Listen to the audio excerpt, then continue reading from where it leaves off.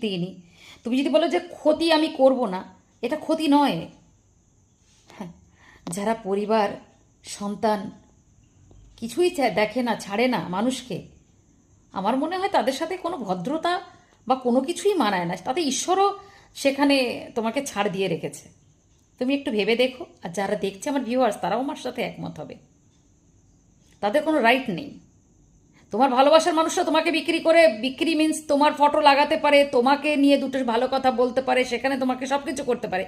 যারা তোমাকে বদনাম করছে দিনের পর দিন, তারা তোমার ছবিকে ইউজ করতে পারে না।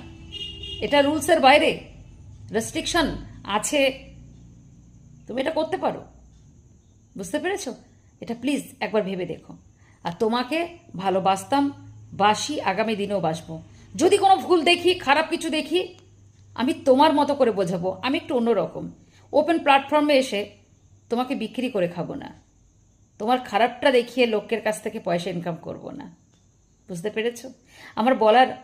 আমি সে পারলে